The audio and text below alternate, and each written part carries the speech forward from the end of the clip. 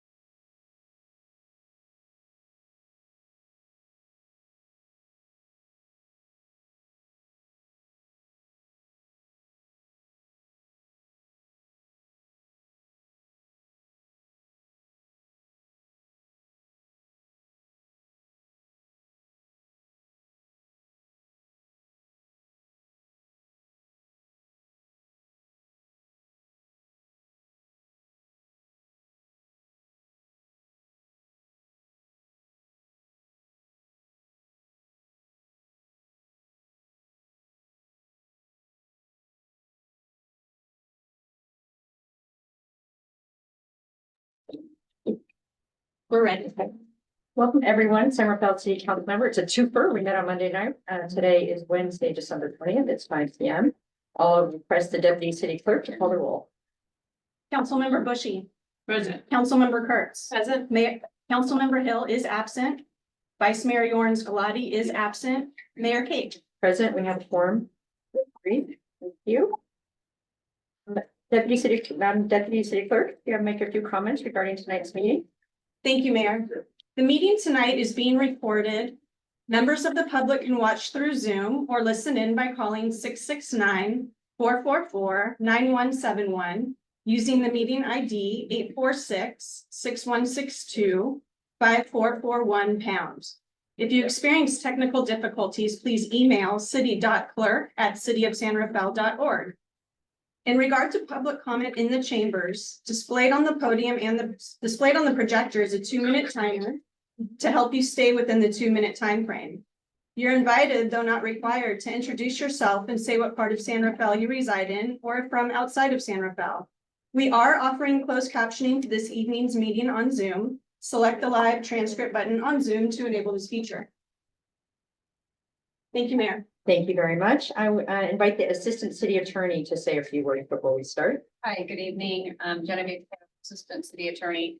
I want to introduce Mark Tran with the law firm of Burke, Williams and Sorensen, who's sitting in City Attorney Epstein's chair this evening, and he's going to be advising the council tonight as the Board of Appeals. The reason for this is that this is a prosecutorial hearing for fire and building code violations, and there is some case law that governs attorneys' representations of Board of Appeals in these types of hearings. And generally what the law dictates in these kind of situations is that a city attorney cannot serve in an advisory capacity to a Board of Appeals after having played an active and significant role in the process that's being contested and had acted as an advocate for staff. And in this case, I have been taking an active and significant role in this process and advising staff. So therefore, we're bringing in a new attorney to be sitting in the city attorney's chair tonight, so that there's an ethical wall between the attorney functions. So if the council requires advice from the city attorney, then you can speak with Mr. Tran and he will advise you accordingly. Thank you. Thank you. Thank you. I think there's okay, so we will do our first agenda, our only one agenda item. It's appeal disputing 48-hour abatement orders. It's very specific in terms of time, times that folks can comment, and I will definitely guide that as we go forward. So the first agenda item is to appoint the mayor and city council as a Board of Appeals.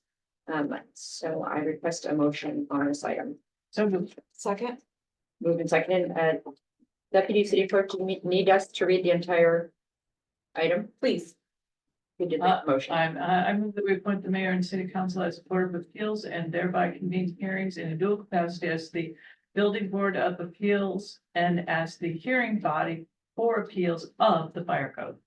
Thank you. It's been moved and seconded. Roll call, please. Councilmember Bushy. Aye. Councilmember Kurtz. Aye. Mayor Kate. Aye, that motion carries 3-0. First up, appellant Brian Nelson has 7 minutes to make a statement. Are you Brian Nelson? Will you please sit down? And we will start the comment timer. Good evening, everyone. My name is Brian Nilsson. I currently reside at the homeless encampment called Camp Integrity on the Mahone Path. Been there roughly 5 months.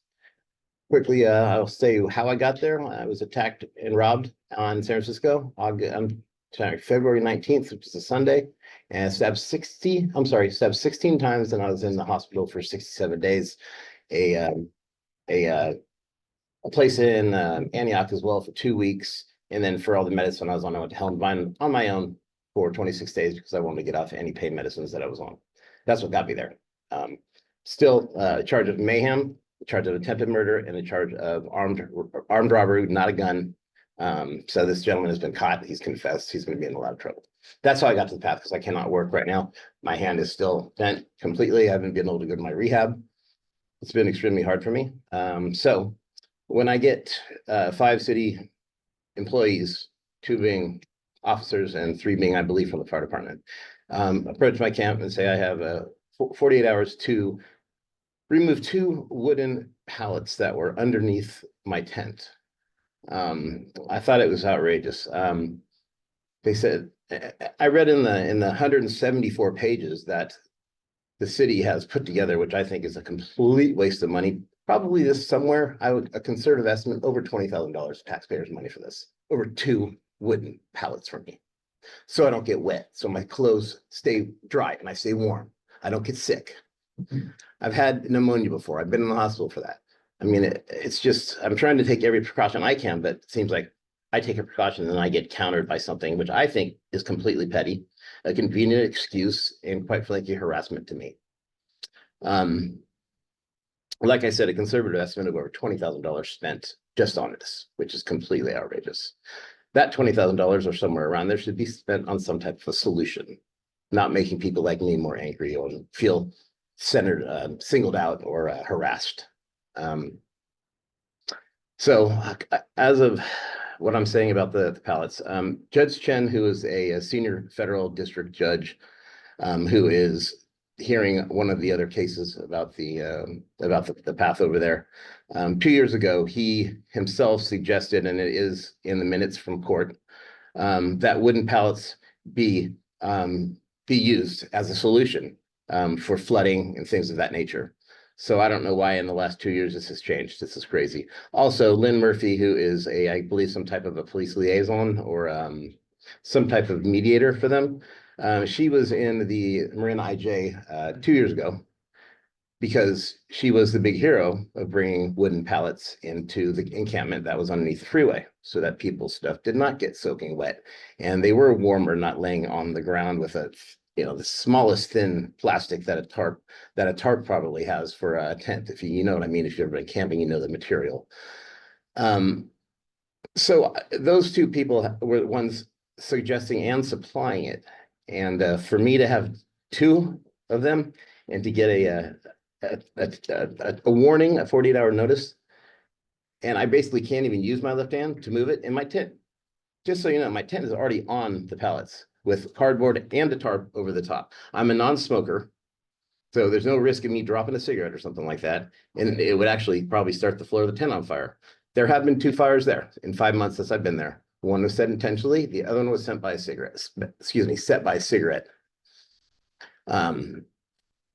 In both cases, what went up was the tent. Tent is a heck of a lot more flammable than wood. The burning point of a tent, the ignition point, I'm sure the fire department knows a lot better than me about this, but the ignition point of wood is a heck of a lot higher than a lot of things that are in the tent, including myself, my hair, my dog's hair. So I'm like, what, do I have to shave my dog to have him in there and be safe? I mean, I just think it's outrageous. It makes me think of being sarcastic, and I try not to be. One other thing is the flood zone. It is stated in the law or whatever from around here that a flood zone, which is a flood zone where we're at, there must be an elevated foundation. There's nowhere in that does it say that it cannot be made out of wood. Every single house, wooden door, wooden table. Are we in imminent danger here? It also states that there are, lots of things around like weeds or in trees, but right now everything is sopping wet. There are no weeds around where I'm at. It is completely packed down dirt. There's no imminent. I hate that word that was used. It's completely out of context. There's no imminent danger. Imminent to me means it's going to happen. Imminent means there's this huge, your imminent death. You're going to be scared. You're going to think you're going to die tomorrow. Come on. It's just a convenient word to make things sound outrageous, which is what this whole thing is about, being outrageous for over 2 wooden pallets. So, I just don't understand why this happened. I don't understand if it was singling me out, harassing me. I'm not on probation. They can't harass me over that. I don't have any outstanding stuff that they can harass me on. So they just find 2 little wooden pallets and they say, oh, you're in imminent danger of causing a fire. Really? Okay.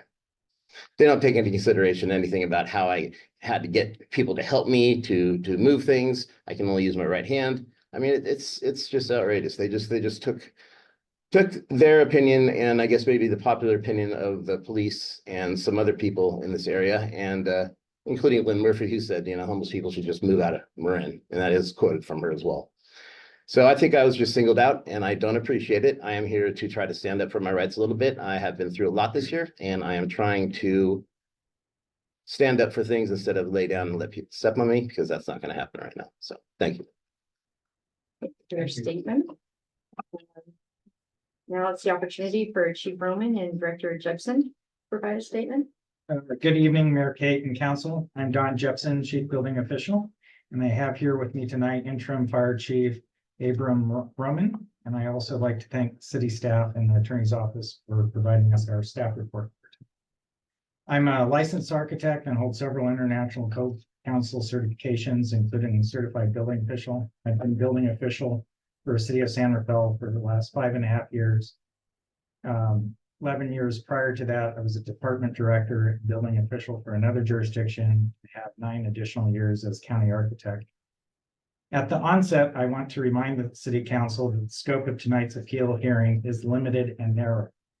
Acting as a board of appeals, the council must re-examine the decisions of fire chief and chief building official that code violation existed.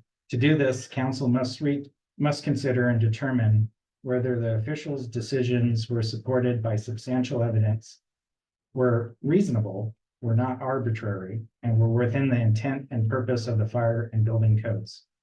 The scope of the appeal is very important because the majority of the issues that the appellant has raised do not challenge the decisions of these officials. In this case, the abatement notice ordered the appellant to remove wood pallets from underneath his tent. The appellant has brought up several concerns and allegations that are outside the question on whether code violation existed. The appellant has largely based his appeal on argument that he is more unsafe if he's required to remove the pallets and sleep on the ground. The issue is not invoked by the building codes. The code violation only requires him to remove the wood pallets. They do not prevent him from using other materials to raise his tent.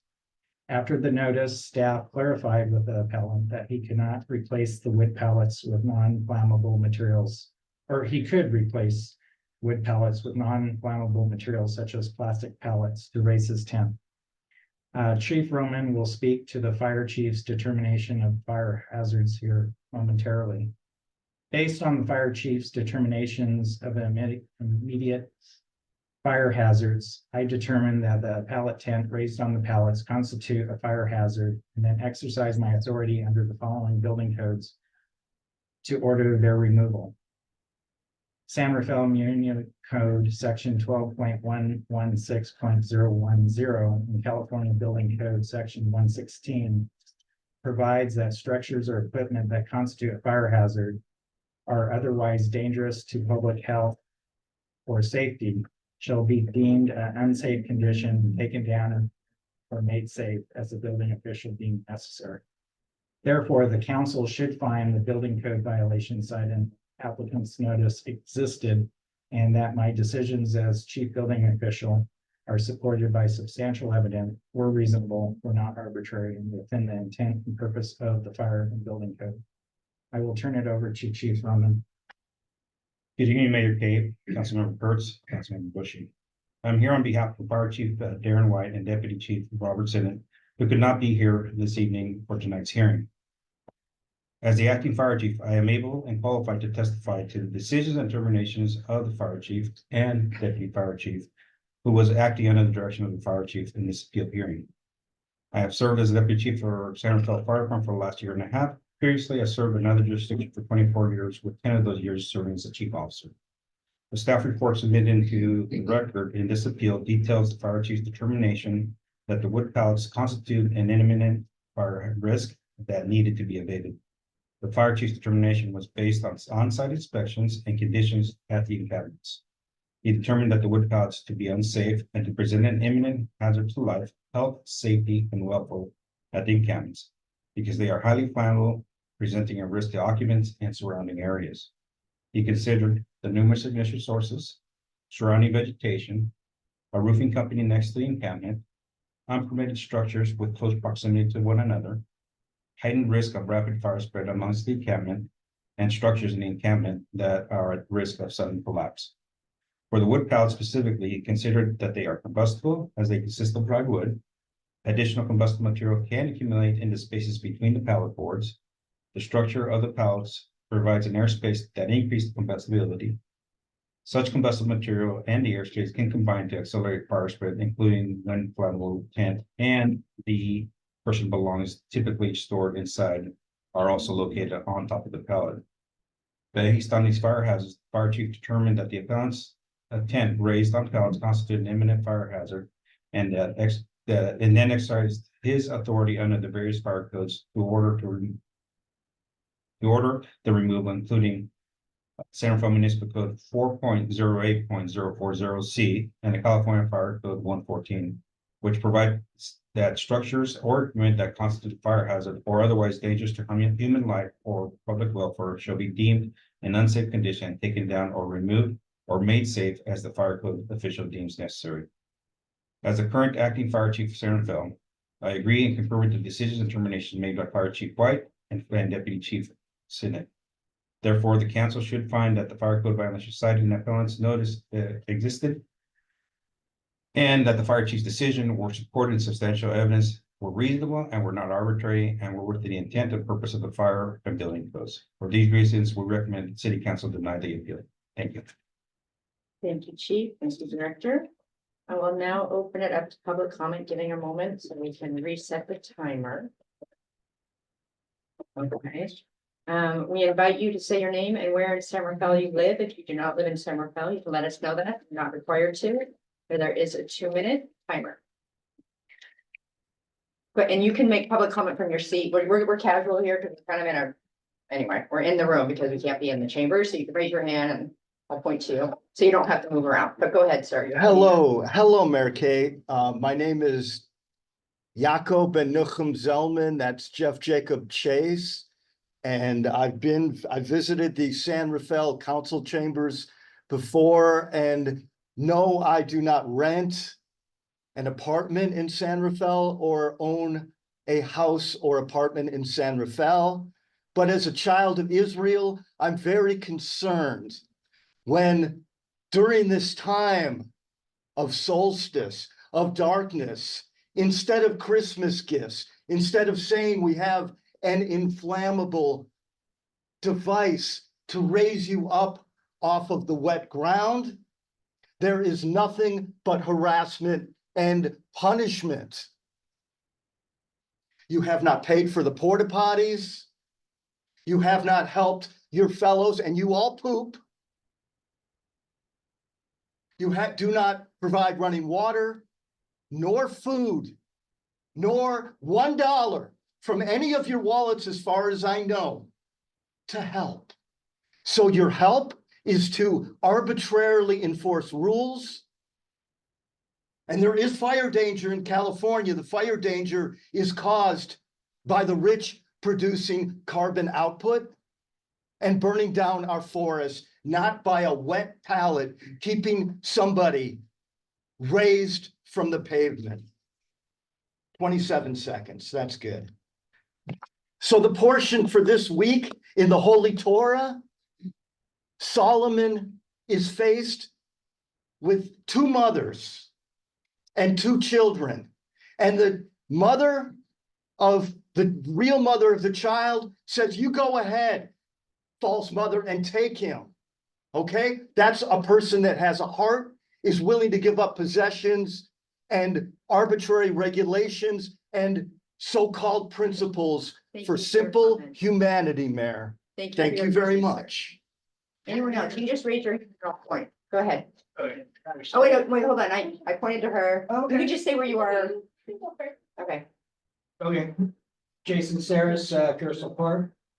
I asked the city council to put themselves in the shoes of the unhoused and honestly ask yourselves, what would you do if given the choice between erecting your tent on wet frozen ground or using pallets under your tent to help keep you dry and warm? I would hedge my bet on all of you choosing the latter option. Being homeless for over a decade and understanding the mindset of people living outside unhoused, without a shadow of a doubt, the unhoused will choose using pallets to stay dry and warm instead of sleeping on a wet, frozen ground. And if the unhoused are even thinking about whether using a pallet is a code violation or not, they're gonna say to themselves, well, it's easier to ask for forgiveness than it is to ask for permission. That's being in survival mode when your life depends on it. That's the reality of the situation. I don't quite understand how last year the city was putting tents on pallets at the SSA camp during the winter, and this year during the winter, it's suddenly a code violation. Sounds like a double standards to me. Moving forward, I'd like to see the city work with the camp in finding solutions to mitigate the fire risk when using wood pallets. I believe the building code violations are a non-issue, seeing as the city had no issue raising tents up under wood last year at the SSA. The city of Sausalito used fire retardant paint to fireproof the platforms under the tents at their sanctioned camp, and the fire department signed off on it. If you are worried about the cost, I'm quite certain the supplies can be fundraised through community support. I truly believe there are answers to the city's safety concerns that will keep the unhoused safer from the rain and cold and meet the city's satisfaction. I hope what you have heard tonight can take to heart. And I just want to add that it is so wet outside, there is no way that a pallet is going to catch on fire. Even a dead tree can collect water. Thank you, Mr. Saris. Yes, go ahead. Take your time. So, my name is Erin West, and I live in Vancouver. Every night this week, I have listened to the rain pour down on my home in the comfort and safety of my home. I believe that that's a right that we should all be entitled to, but that's not the world that we live in. So our unhoused neighbors have to find creative ways to live safely, cleanly, and with dignity, which they deserve. A wooden pallet, which usually ends up in a landfill anyway, is a free way of doing that. If it's a fire hazard, work with your unhoused residents to find a solution.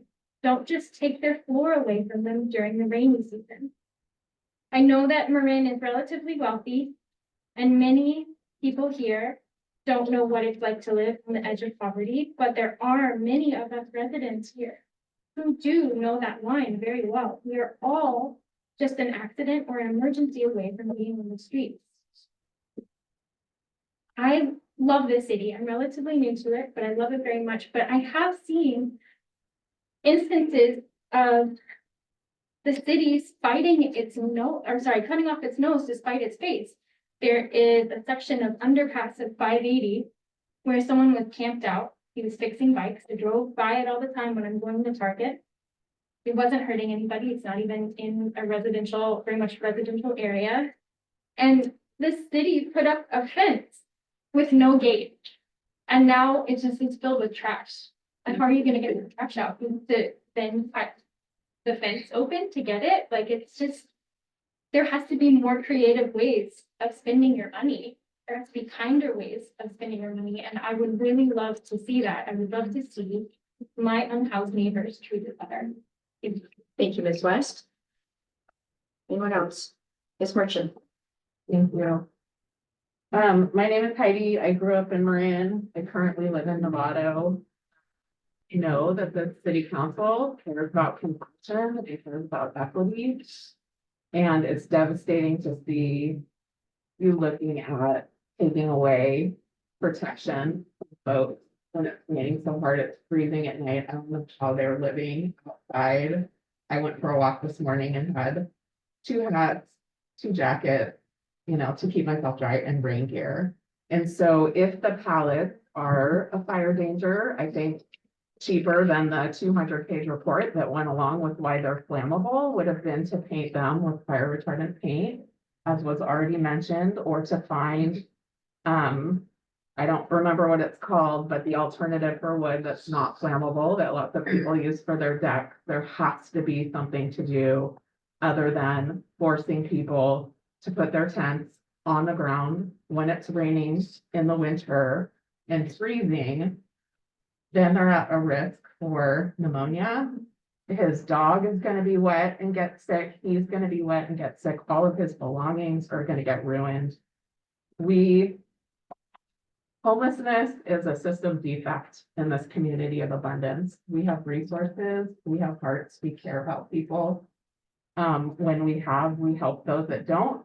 And when we don't, we hope others will help us. And I hope the city will come together to help our unhoused neighbors to stay warm and safe during this really cold, wet winter.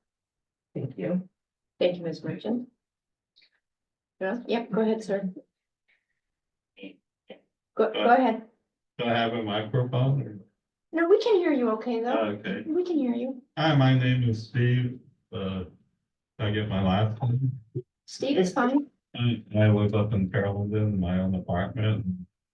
And I go to these Tuesday night wellness dinners, support group for homeless people. I have a lot of friends who are homeless. And I'm here to support them to keep their, keep their wooden pallets or come up with a sensible solution so they can keep their wooden pallets, like he said, some kind of fire retardant and hope there we can come up with a common solution. Thank you. Thank you, Steve. Down at the very end, Mr. Butler, go ahead. My name's Matt Butler. It sounds like the city council wants to become judge, jury, and executioner in a one-stop shopping power grab. That might work well in a corporate monoculture, but in a healthy democracy, it is detrimental. We need third-party, independent evaluation of the appeals so that the vitriol, vengeance, and vindictiveness demonstrated by city staff here against housing and the homeless can be erased from the decisions made. Your war on pallets is a joke. I've been driving around town for the last couple of days, looking at all the pallets everywhere. Every retail business in this town, every commercial business in this town has pallets everywhere. There are pallets everywhere. The number of pallets in the homeless camps is probably less than 1/50 of the total number of pallets in town. Pallets everywhere, folks. You could remove every pallet from every homeless camp and you would still have just as big homeless camps and just as many homeless people. It is a non-solution, just as your war on camping is, and we're gonna license everybody or tattoo numbers into their arm or something, whatever that is all about. It's a joke, folks, and it's inhumane. This action is one more failure of the city to stall the homeless crises and instead just futile thrashing about that does nothing. I don't know how well any of you know US history, but this smacks of Jim Crow. What's the word for it? Jim Crow selective enforcement. If it's okay for, say, Target to have a mountain of pallets behind them, but somehow if one of those pallets end up in a housing camp, all of a sudden it's a major crisis, that doesn't make any sense. The laws of combustion, the laws of thermodynamics do not change when a pallet changes hands. You need to get some real experts who are Thank you, ethical, Mr. Butler. You moral, can wrap and up. humane to guide you. Thank you, Mr. Butler. Anyone else? Anyone else? Are we all set? Are you gonna? Go ahead, sir. My name is Mark Rivera. I'm a California native. I've lived in Marin County since 1999. Been homeless all my life. My grandparents and their grandparents before were homeless. As Native people, we got a right to be on this land as much as anybody else, whether you're housed or not, got a lot of money or not. Those pallets are insignificant compared to what we really got to search for, which is security, not comfort, not riches. It's the place where we could lay our head without somebody, so we couldn't be there. I know what that feels like in 30 years of sleeping on the ground, in the bushes, on the beaches, in the mountains, hiding. And here in San Rafael has been the worst. 20 years here in San Rafael. I know the history of how police treated homeless people. Jack Martin. That's all I have to say about that. Okay, so we don't like pallets. I got a lot of them in my camp since I had the pleasure of knowing Mr. Robbie Paulson and Mr. Saris. I find myself proud to say that I got pallets and I got a fire and a fireplace that's been inspected by the cops and by the fire department and everybody in between. Every single day I got to deal with that as a California native. I want you to know that who knows fire safety better than a California native. There's a spiritual leader named Mr. Ed Willie here in Marin County. He taught the fire department how to control wildfires by pre-burns. So don't tell me that Indians don't know about fire. We taught the white man about fire. We continue to teach compassion and understanding because that's what works. Instead of palace, why don't you give us little houses with little kitchens, right? Little bathrooms, so you don't have to worry about feces in the street. This is America. You got us living like third world countries. They got better than we do. Thank you, Mr. Rivera. Do you want Yes, to ma'am. wrap up? I'd love to. Yeah, you and the orange. Yeah, you would just stand there, outdoor grounds. If I'd been a bigger room, I'd have dressed better, but I didn't know it'd be so small. My name is Lynn Gardner. I live in Brent Hart.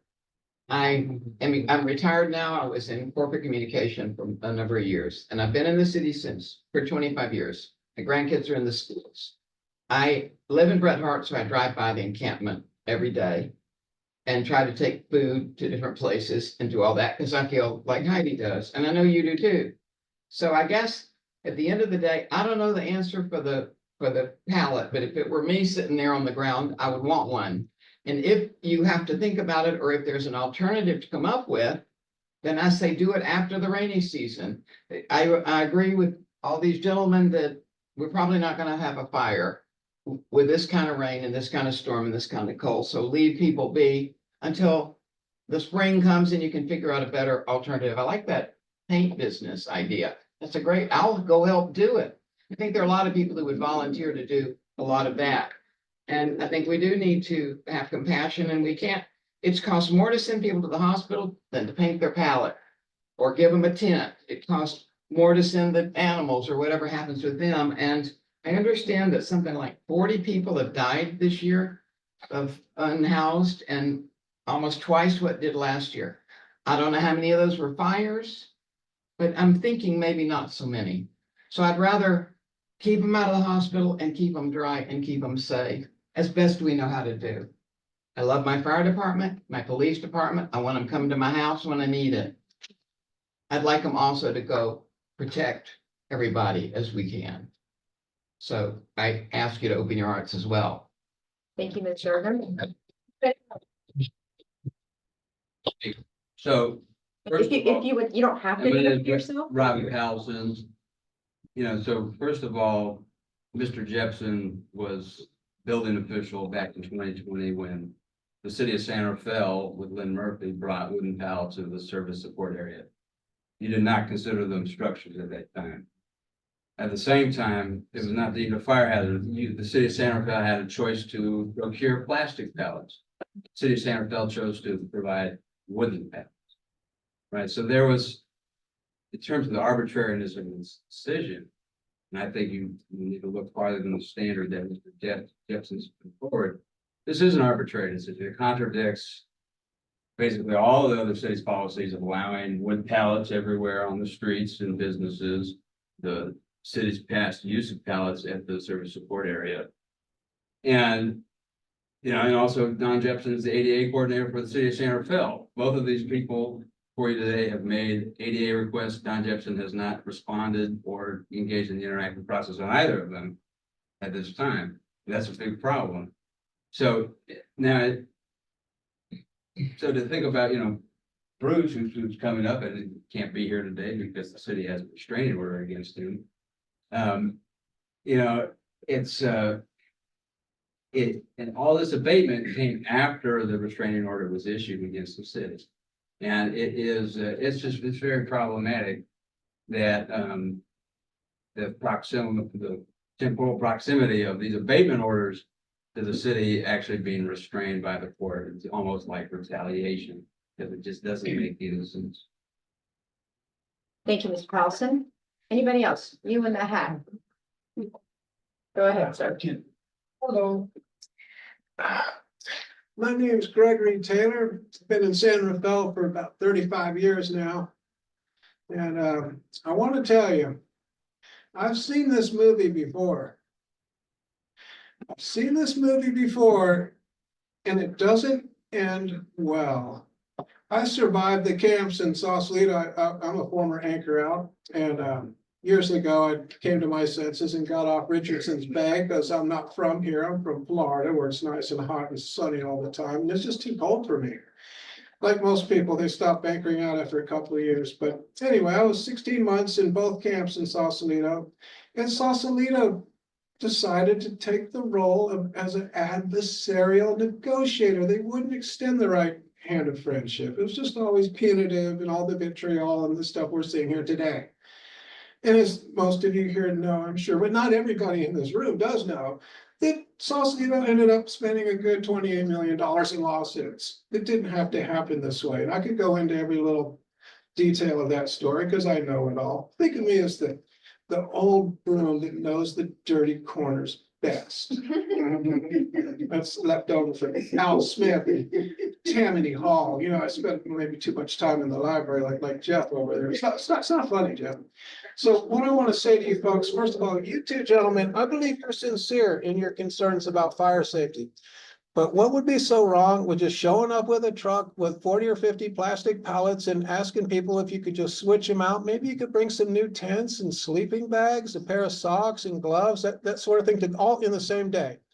I think you'd be really welcome. And most people would be happy to get off the wooden pallets. You know, if you had the plastic pallets right there. But I believe both of you are sincere in your concerns. I listened to you both very carefully. Tiny homes, always a good idea. Look at Mary Isaacs Thank up you, in Mr. Taylor. Petaluma. If you could just wrap up your comments. They're doing tiny homes. How about, we remember what I said last time I was here? It's about give and take, not take. Thank you for your comments. Thank you. for your public comments. Because I'm starting to really get annoyed with the people. You're going to your meeting, you're starting to annoy a lot of people in this Is town. there anyone else who would like to provide public comment? Good to see you, man. As well as number 10. Yes. My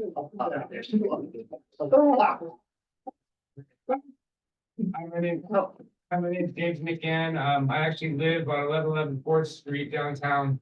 But previously to that, I was living in Tent City, Sausalito, for after being renting an apartment there for many years. With the COVID crisis and several other factors, I found myself homeless. There were people there. There was a lot of conflict and stuff happening.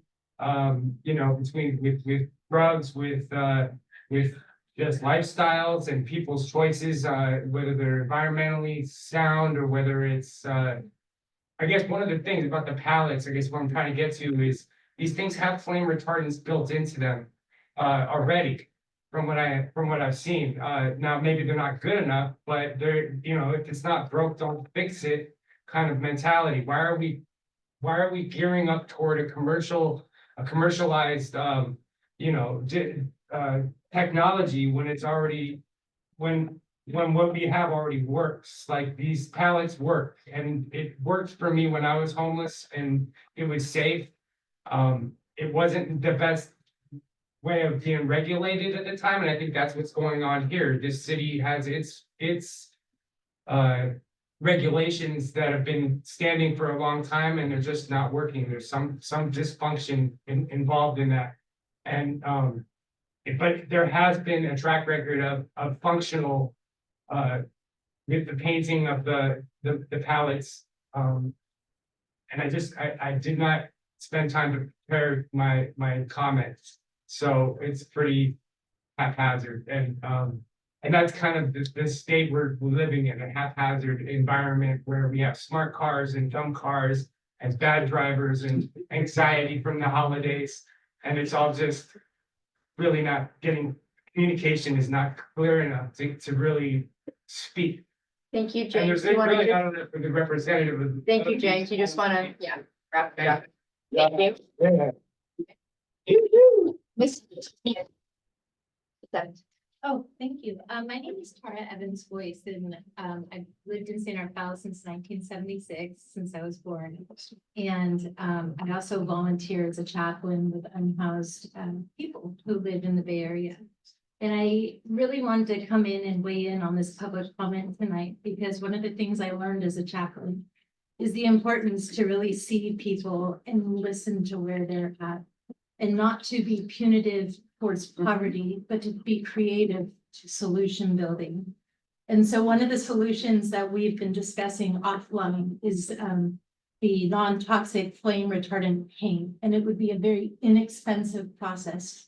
We use it in construction, which is my family business, and we often would put this directly onto any plywood or wood products that would be safe for a human to be able to live on top of. Another very clear, simple, and inexpensive immediate solution besides the paint is also to get a fire blanket and place that over the painted palette, and then place the tent or structure on top. This is a very common practice with the unsheltered folks, and we don't actually remove and penalize someone for their poverty and force them to live on the ground, which is such a cold and hurtless perspective to come from. So I really wanted to weigh in and just lend that sense of creative solution making that could be immediate. It's very inexpensive. It's something that the community here in Marin County is willing to participate to both help fundraise for, as well as help with the painting of those palettes.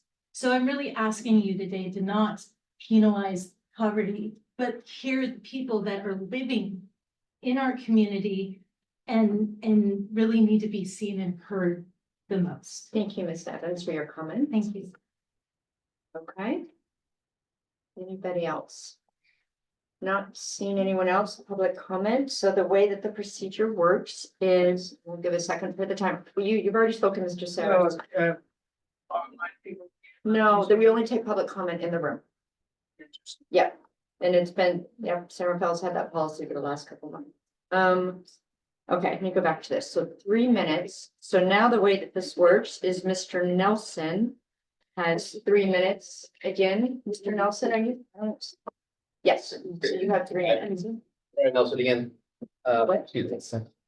No, it's 3. Okay. It's 3 minutes. Sorry. No worries. Apologize. All right. First of all, I wanted to thank the ladies and the gentlemen for their encouragement, support, as well as the defense of people like myself. I appreciate that a lot. I liked everything that everyone had to say.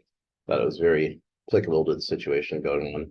A couple of other things that I noted down to kind of have a rebuttal on is the plastic pallets. And the acting fire chief, I believe it was talking about things that are combustible. Almost everything's combustible. Plastic's combustible. Probably a worse fire than wood would be. So those also are a lot more expensive. They are not, like everyone said, sitting around outside, like abandoned in fields and stuff like that. You can just pick up. Plastic pallets are not, that you would basically have to be, it's hard to get them, put it that way. And me, especially, I can't carry one of them. I have one arm. So also, say that the roofing company was right next to my area. It's more than 100 yards, more than a football field away from me. So I don't think 2 wooden pallets a football field away would be endangering a roofing company from going up into flames. What else do I have here? Tomorrow, myself and gentleman over here are going to be meeting with Chris Hess, who his title is, do you know his title? City manager. Okay. So we have a meeting with him tomorrow at 11.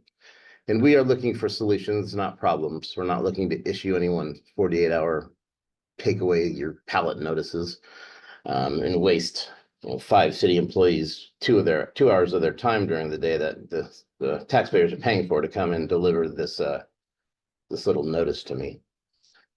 So that's pretty much all I have. And I mean, as far as these 48-hour notices, I mean, I don't see why I can't just have one for the city hall, 3rd floor, 48-hour notice to remove all wood from the conference room. And you have to do 2 days, so 48 hours. Thank you. I'll be back. Thank you.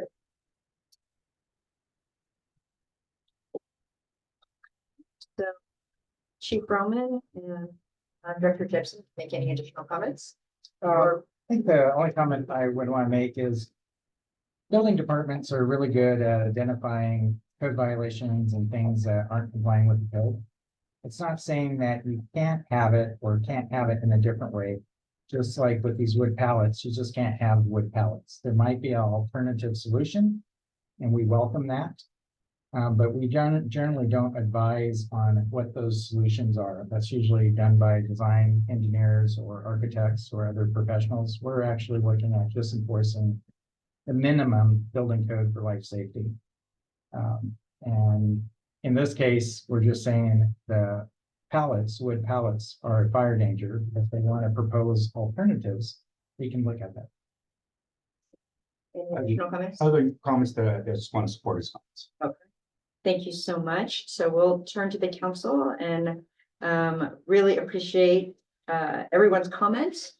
And there's two parts. So as Director Jepson said, this is a very narrow conversation. It's around the code violation. So that has to do with the safety, the building code and fire violation of the violation of the code. So that's one issue. In terms of providing another option, as Director Jepson just said, that is not flammable, that can be direction that we can give to staff as folks on Mahone are moving to registered sites. That could be part of the move. So they're kind of two separate issues. So today, the very narrow part is around, and I just want to clarify because there's a lot of issues that were brought up. So it can be a both and, as it were. I did actually want to point out a comment that Mr. Pellison said, just to clarify, the restraining order was one that I submitted to the courts because of direct threats to my health and my safety. Mr. Gaylord is able to participate remotely. I take issue with the insinuation that there was retribution. It had to do with my own personal safety. Okay, so no. I will now turn it over to my colleagues for additional comments. I'd just like to amplify your characterization of the issue before us tonight.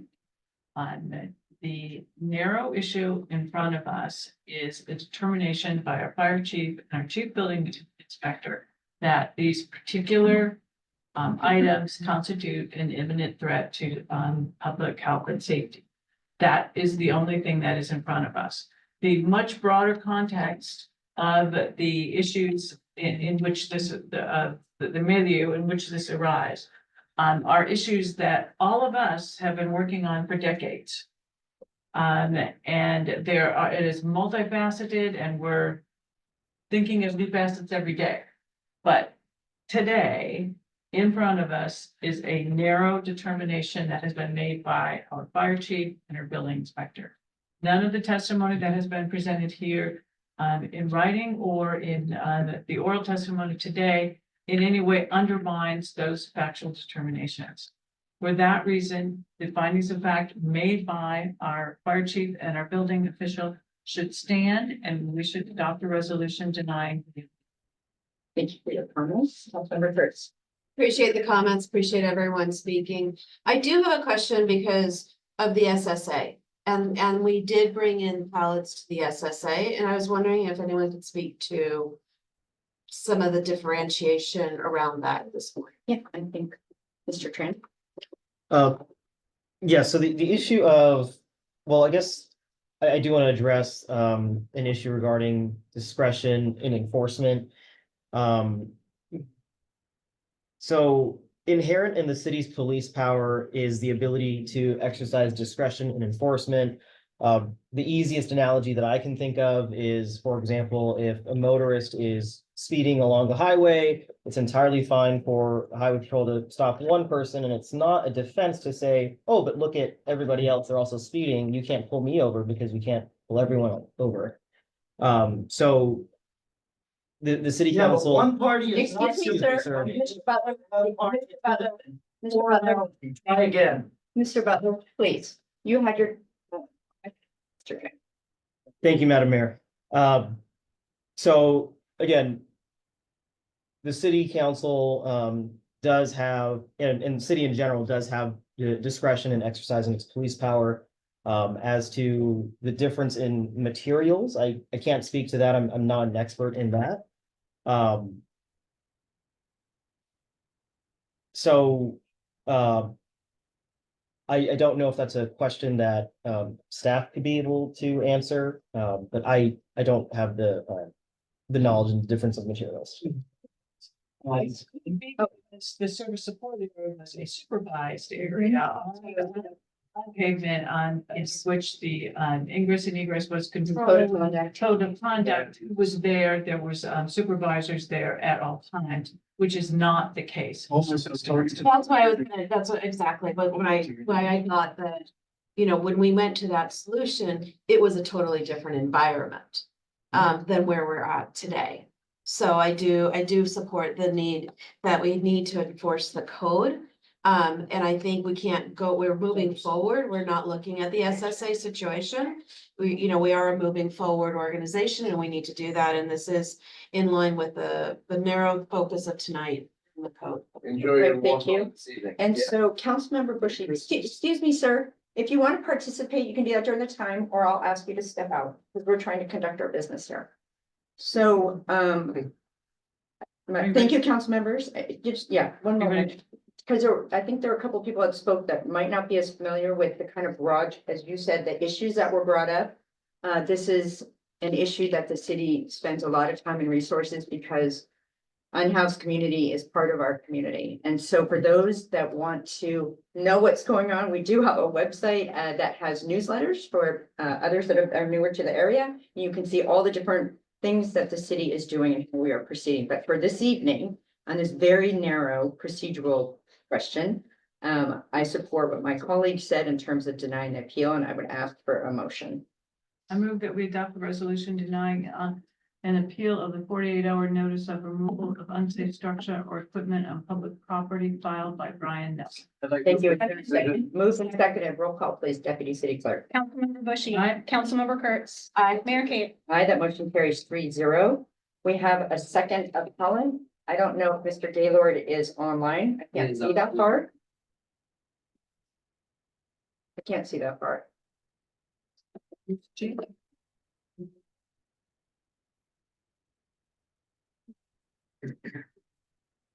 Oh, do you have it, Mike?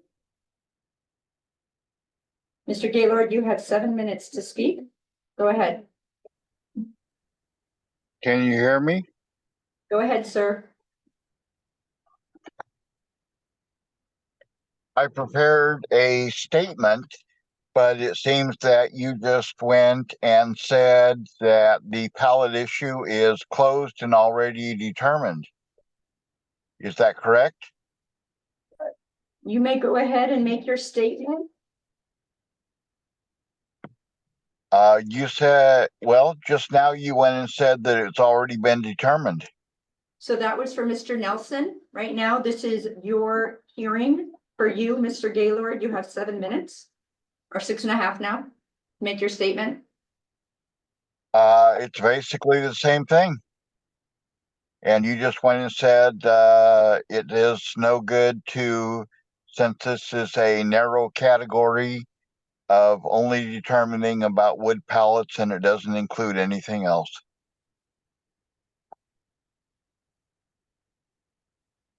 Okay, you concluded your statement. You still have 6 minutes. I will assume that his state. Mr. Gaylord, is he completed? Yes. If you want to have Robbie speak for me, I would appreciate that. Let me ask the attorney. Pause the clock. Yeah, we pause the clock for a second. Is it possible for someone else to speak on behalf of the applicant or not? Individual that represents him? I was already appointed. And you guys, in your letter, stated that a person could be appointed on behalf of Ellen. Okay. And so, Go ahead, Mr. Paulson. You have 5.5 minutes. So I think that I think you're taking the wrong standard for this appeal, or saying that Mr. Jepson is trying to make it so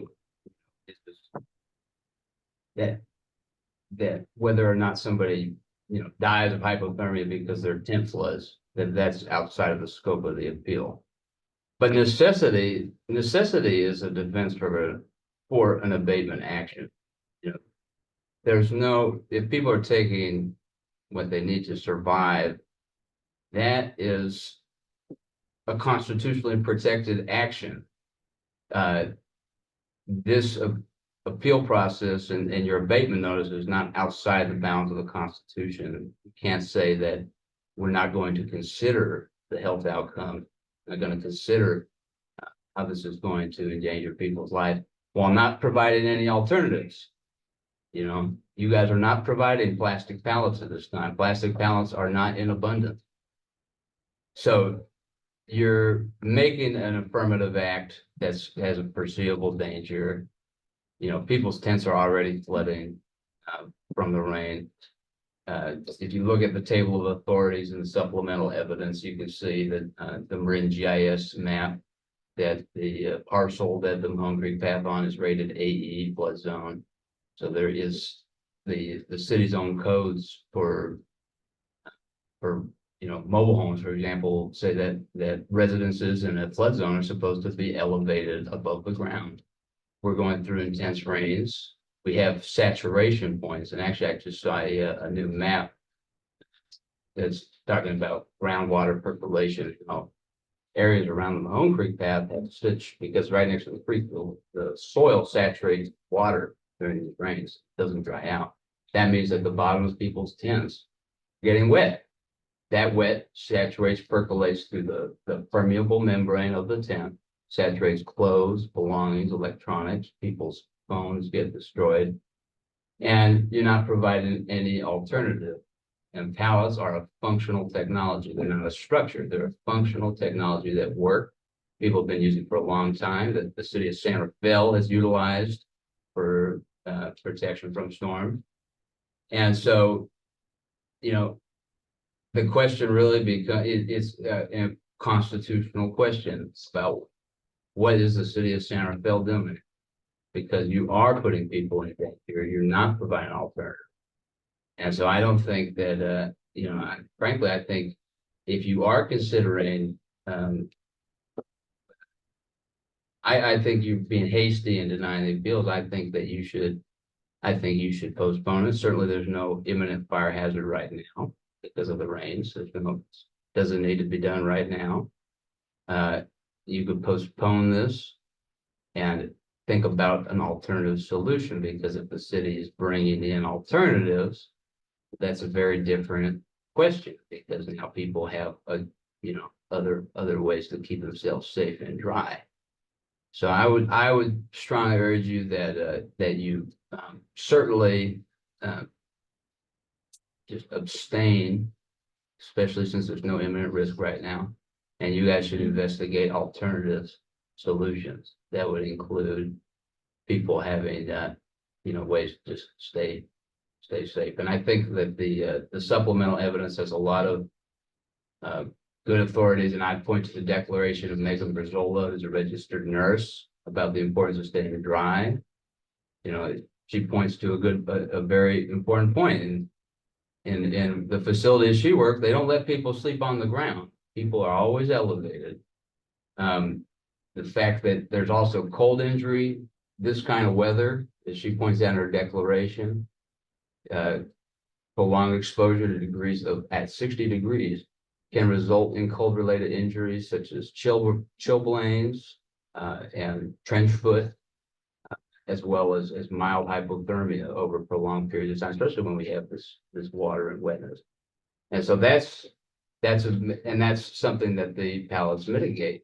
And because if you're saturated, the bottom of your tent saturated and you're getting wet, that's going to cause cold-related injuries that are foreseeable. And those are serious illnesses. Chilblains and trench foot can become infected. They can result in hospitalization. And that happens all the time. And we see all the, people who are unhoused are dying all the time. And we have a memorial service tomorrow, for the many people who have died this year on the streets. And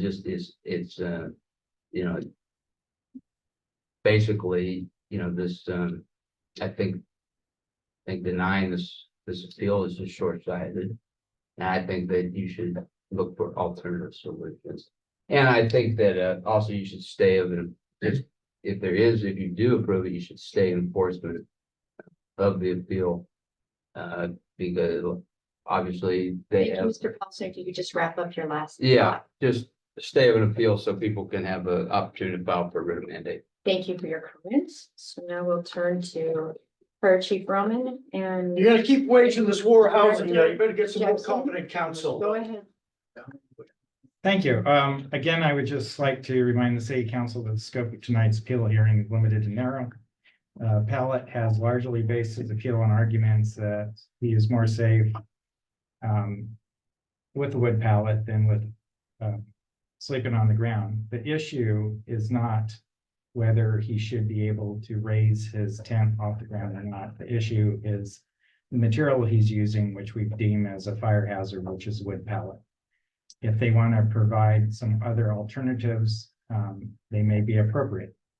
But the case in the violation at the moment is using wood pallets in place of other non-flammable materials such as plastic pellets to raise the tent.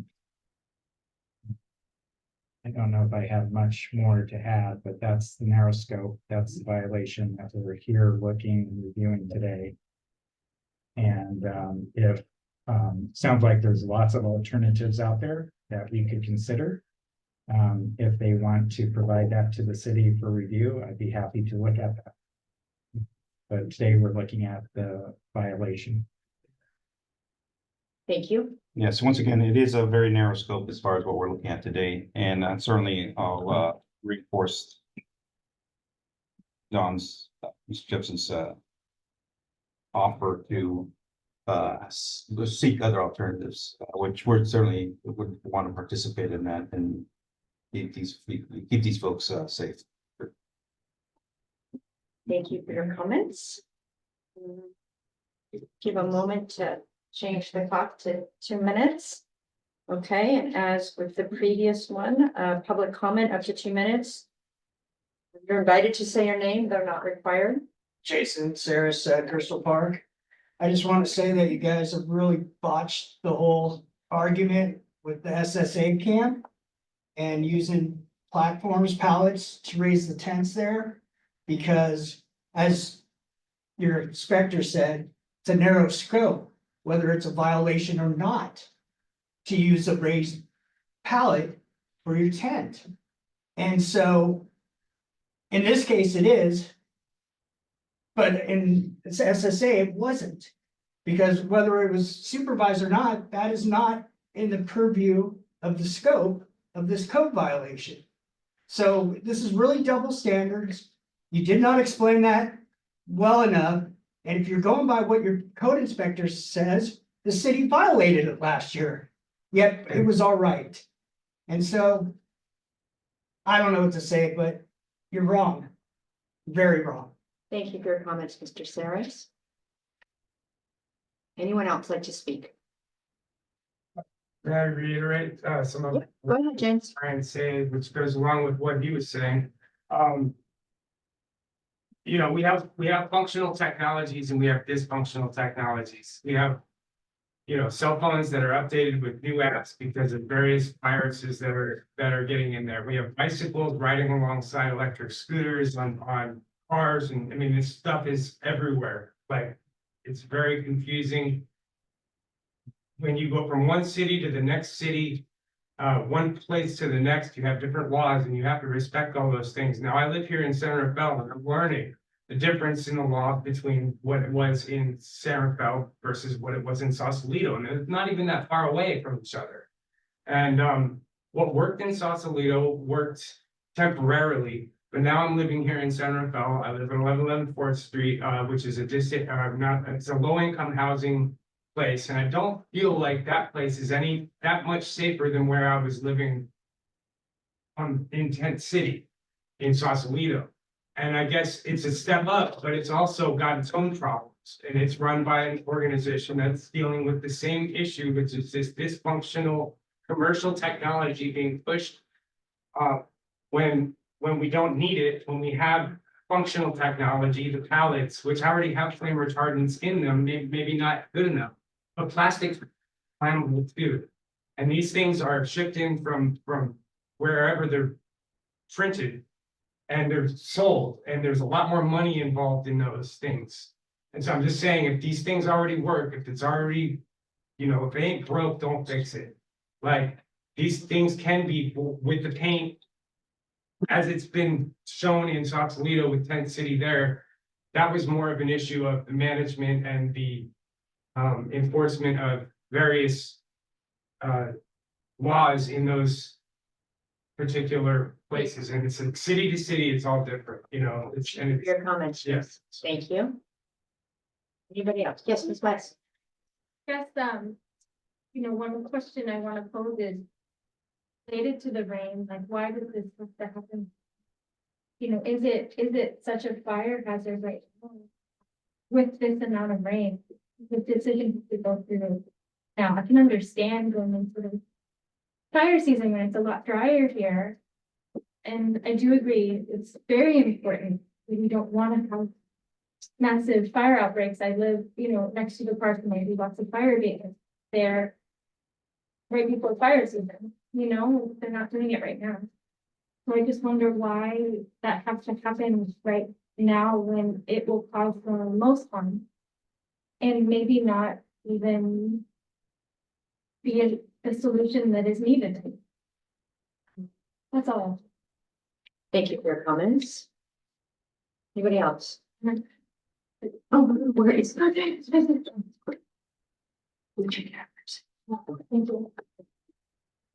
Go ahead, sir.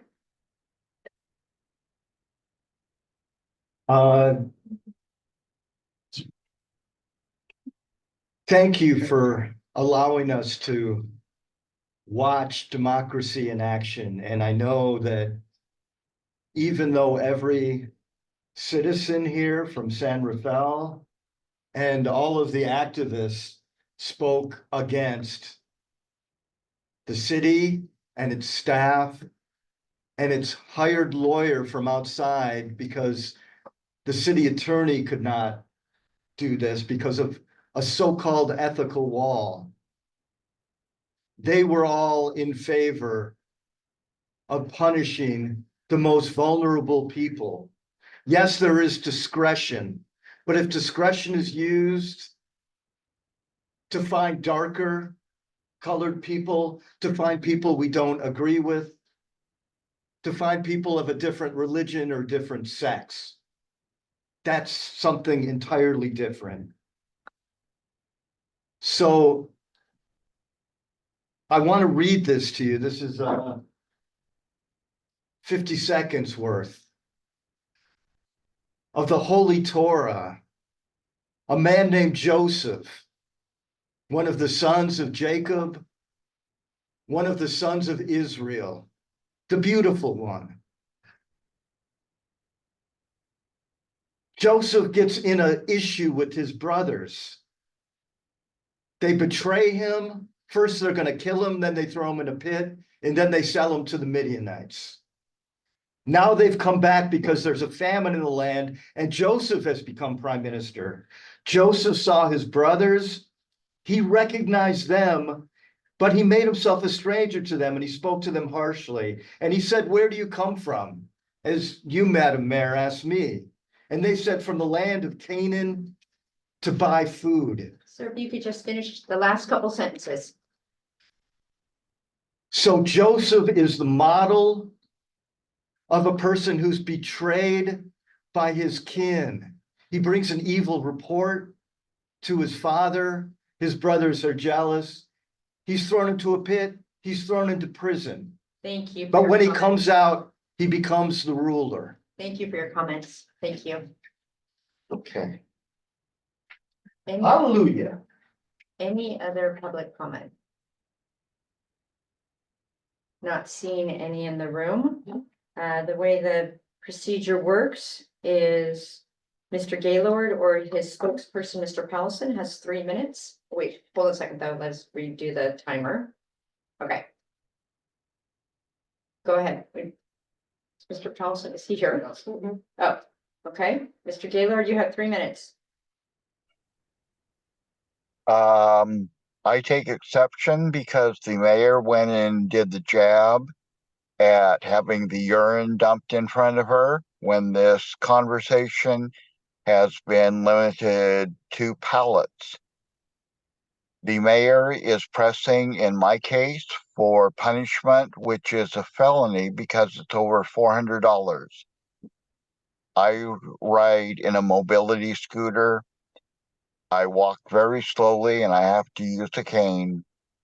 And so the jibe that she's the leader is the reason that I went after the mayor, and I had no idea that she was even female.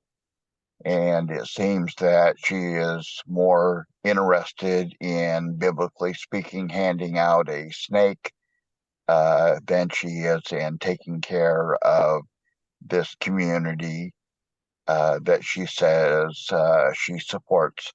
I'll turn the rest of the time over to Robbie.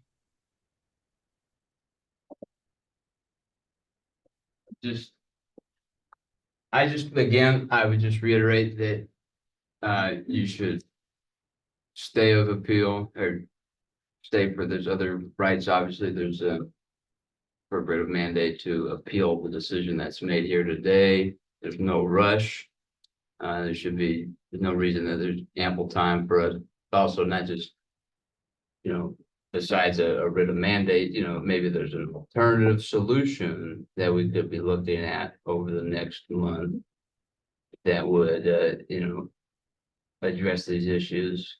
People were bringing up a lot of different ways that we could accommodate the concerns about fire safety while also keeping pallets and having people elevated off the ground. And so I just think that that's what we should do.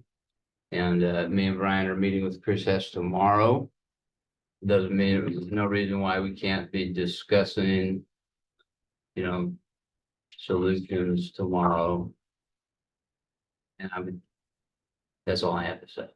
Thank you for your comments. I'm going to turn it over to the fire chief and Dr. Jepson, if there's anything else you want to add? The only thing I'd like to add, there was some discussion about why it's different for the camp versus different today.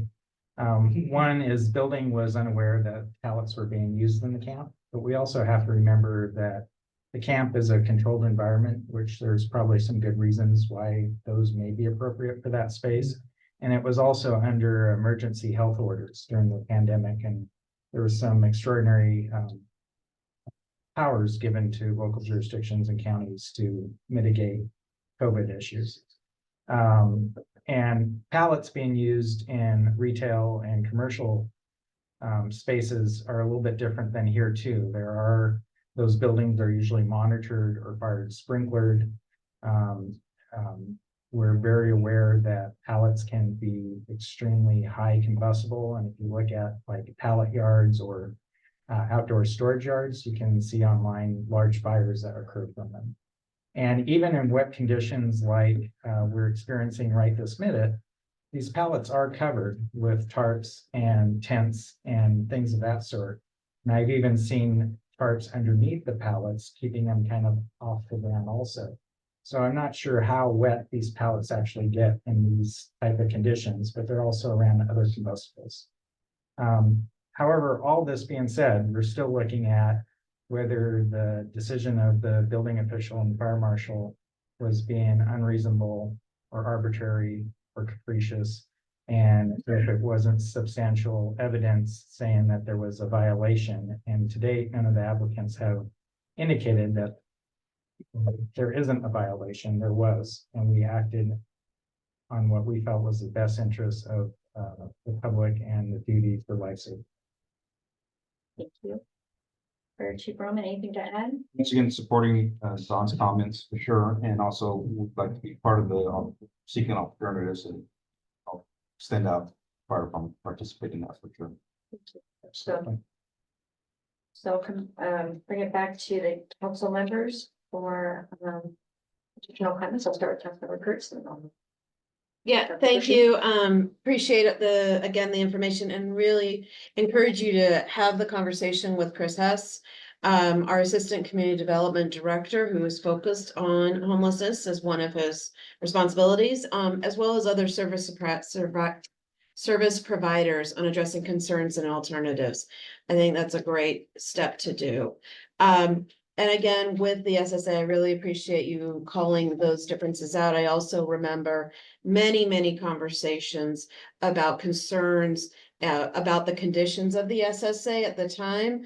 And that it was not appropriate for the unhoused community. And so I think that is also something we could take into consideration. So as we move forward, I'm happy to make the motion to deny the appeal. Thank you. Councilmember Bushy, anything to add? I have two quick Yeah. questions. Jepson, first, when was the initial citation issued in this matter? We did not issue a citation, we just issued a. Maybe? It was a 48-hour.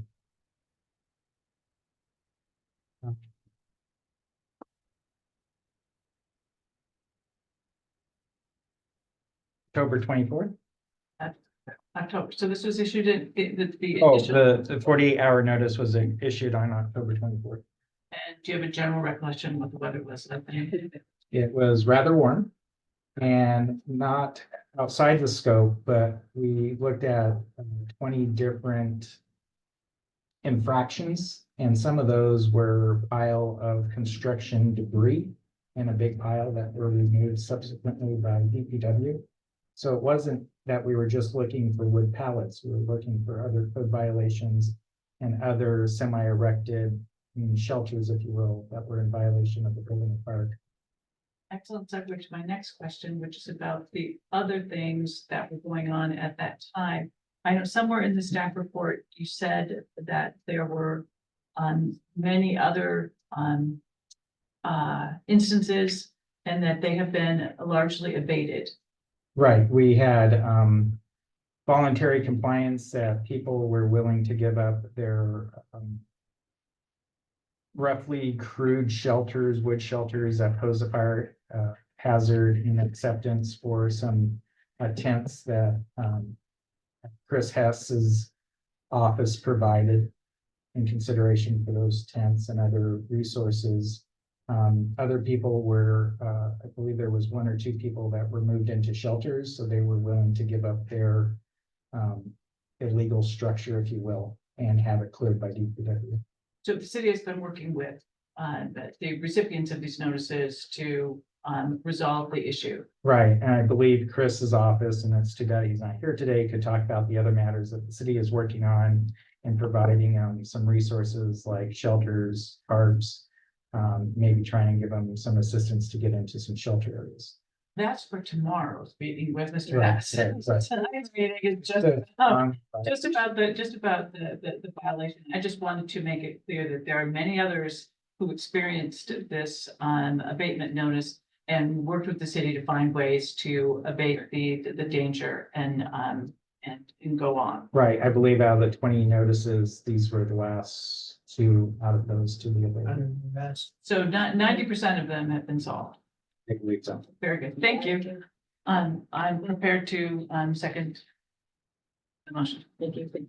Read it. Make a motion to adopt resolution denying an appeal of the 48-hour notice of removal of unsafe structure or equipment on public property filed by Bruce Gaylor. Second. Moved and seconded. Roll call, please. Councilmember Bushy. Aye. Councilmember Kurtz. Aye. Mayor Kate. Aye, that motion carries 3-0. Thank you all for comments tonight, participating. This meeting is adjourned.